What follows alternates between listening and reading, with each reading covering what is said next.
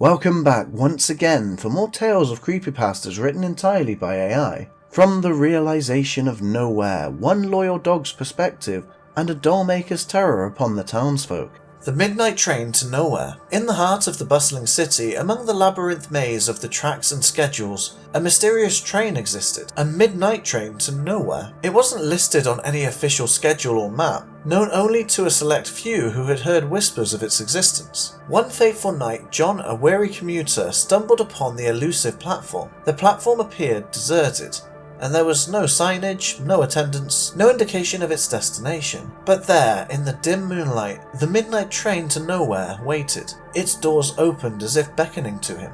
John, fueled by a curiosity he couldn't resist, stepped aboard. The train was empty, save for a handful of passengers whose presence was enigmatic and unsettling. They sat in silence, their faces obscured by shadows, their clothing bearing an air of timeless fashion. As the journey began, the train rumbled along tracks that led to destinations unknown. The cityscape outside the windows seemed to wrap and twist, taking on surreal, otherworldly qualities. The city's buildings became monstrous structures, reaching into the darkened sky like grotesque apparitions. The train's passengers remained eerily quiet, their eyes fixed on some invisible point beyond the windows. John, growing increasingly uneasy, tried to engage them in conversation, but their responses were cryptic and detached, as if they existed on a realm beyond the ordinary. As the journey continued, the train ventured into a nightmarish landscape. The sky was an eerie shade of crimson, and the landscape transformed into a realm of darkness and despair. Bizarre creatures roamed the desolate streets, and the train's destination remained a mystery.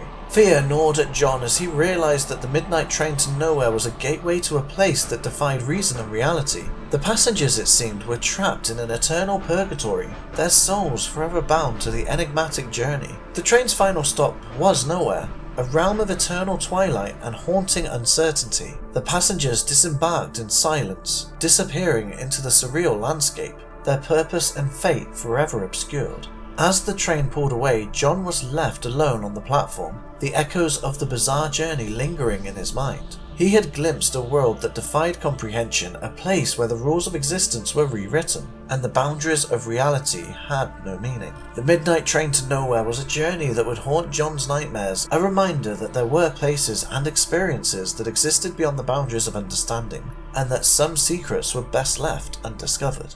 The Skinwalker's Curse. Underneath the starry expanse of the Navajo Reservation, a group of friends embarked on a camping trip, eager for adventure and a break from their everyday lives. The rugged wilderness seemed to hold endless possibilities for excitement, but little did they know that something far more sinister lurked in the shadows. As they gathered around the campsite, sharing stories and laughter, the wind began to howl and the atmosphere grew tense. A feeling of unease settled over the group, and the crackling fire seemed to offer little comfort against the encroaching darkness. It was then that they heard it, a blood-curdling scream, a distorted cry that seemed both human and animal.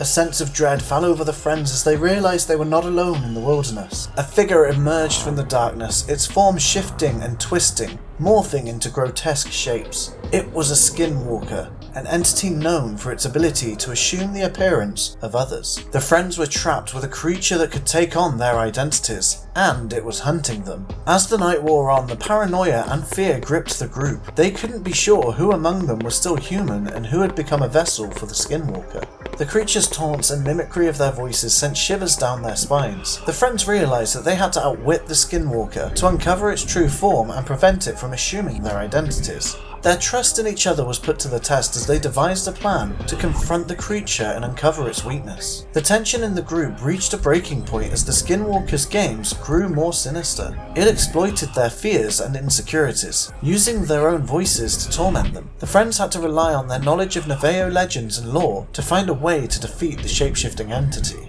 They confronted the Skinwalker, forcing it to reveal its true form. The battle was a test of courage and cunning, and the friends had to work together to banish the creature back to the shadows from whence it came. The Skinwalker's curse had forever altered the friends' perception of the Navajo Reservation, a place where ancient legends and supernatural forces were not merely stories, but a chilling reality. They had faced a shape-shifting entity, and the experience would haunt their memories, a reminder that some mysteries of the wilderness are best left undiscovered. The Dollmaker's Workshop. In a sleepy, picturesque town nestled among rolling hills and meadows, there stood a vintage doll collection that was the talk of the town. These dolls, with their intricately designed clothing and lifelike expressions, were the pride of the local museum, but as the sun dipped below the horizon, they revealed their dark secret. At night, when the moon cast an eerie glow through the museum's windows, the dolls came to life. They moved with uncanny grace, their porcelain limbs shifting silently, their glassy eyes tracking the unseen.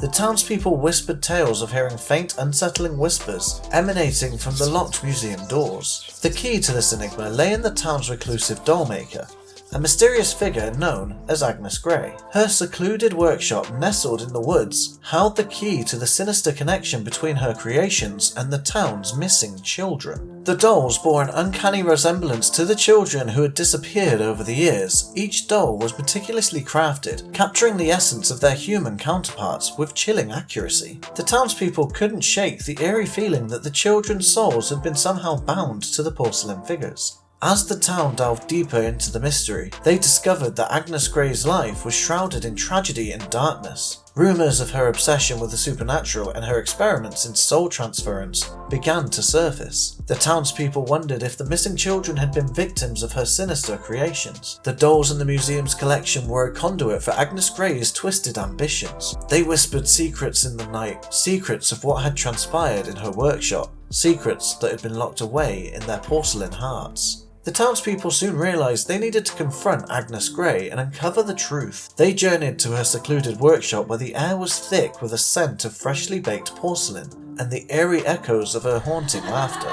In a chilling confrontation, the dark secrets of the dollmaker were unveiled and the missing children's fates were revealed. The dolls had not only the memories of their past lives, but also the essence of their tormentor, a dollmaker whose sinister creation had bridged the gap between the living and the dead. The Dollmaker's Workshop was a haunting tale of a town's descent into darkness, where the beauty of artistry had been twisted into a sinister curse, and where the dolls themselves became a testament to the price of crossing the boundaries between the natural and the supernatural. The Mirror of Lost Souls. In the decrepit, long-forgotten mansion that had once been a symbol of grandeur, an antique mirror lay shrouded in the darkness of an abandoned room. Its ornate frame and cloudy surface hinted at a history lost to time, but within its glass resided an otherworldly secret. As Sarah, an intrepid urban explorer, ventured into the abandoned mansion, she couldn't resist the allure of the mirror. Its surface seemed to beckon her, drawing her nearer. Gazing into it, she saw not only her own reflection, but a myriad of tormented souls, each trapped in a liminal realm that bridged the line between the living and the dead. With each passing moment, the mirror's enchantment pulled Sarah deeper into the spectral world where the trapped souls whispered, their haunting stories of love, loss, betrayal, and anguish. Their voices filled her mind, each story more tragic than the last. She watched in helpless horror as the mirror revealed the pasts of these lost souls, the moments that led to their entrapment within the glass. Their faces contorted with pain and despair, their eyes pleading for release from the spectral prison. In the realm of the mirror, time had no meaning, and Sarah became an unwilling spectator to the endless tragedy of the souls she encountered.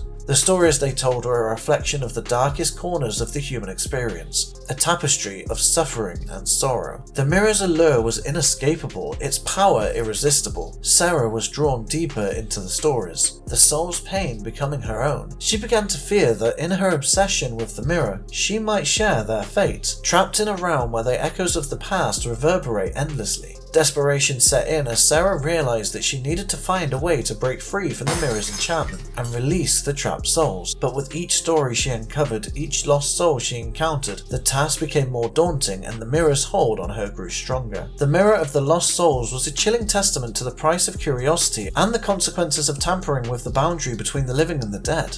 Sarah's journey would leave her forever changed, a witness to the torment of those who had lost their souls within the mirror's depths. The Loyal Guardian. I was not like them, my humans. I couldn't understand their words or the strange ways, but that didn't matter, for I loved them with a devotion only a pet could understand. I was their loyal guardian. My days were simple and filled with joy. I greeted them at the door when they returned home, my tail wagging with excitement. I sat by their side as they read, watched TV, or simply enjoyed the warmth of the sun. I was a silent companion, but my presence brought them comfort and happiness. But as the seasons changed, a shadow fell upon our home. They brought home a new object, one that emitted a strange, haunting melody. They called it a music box. Its eerie tunes filled the room, and I could see the unease in their eyes as they listened to its melancholy notes. At night, when the moon cast its silvery light through the windows, they gathered around the music box, their faces filled with a mixture of fascination and fear. The melodies seemed to transport them to another world, a world that existed beyond the boundaries of our cozy home. I watched as the music box's haunting tunes began to affect my humans. They grew distant, their laughter and joy fading. The room filled with an otherworldly chill, and I could sense a presence that did not belong. One evening, as they huddled around the music box, they spoke of someone they called the Wanderer of the Night. They believed that the haunting melodies were a gateway to a realm of lost souls, and they sought to communicate with the enigmatic figure. I could sense the darkness had infiltrated our home, a presence that was not of this world. The room seemed to tremble with an uneasy energy, and I knew that something had been unleashed. The more they delved into their obsession with the music box and the Wanderer of the Night, the further they drifted from me. I became a silent witness to their descent into a world of darkness and despair, unable to protect them from the malevolent force they had awakened. I longed for the days when our home was filled with laughter and love, but those days had become a distant memory. I remained their loyal guardian, standing watch as the haunting melodies of the music box played on, a reminder of the price they had paid for tampering with forces beyond their understanding. Right, so that's it. Let me know if you made it to the end in the comments, you brave souls. Thanks for watching, and why not check out either of the two videos on screen right now. Strangest Phobias on the left, or on the right we have Unexplained Mysteries. Whichever you pick, I'll see you there.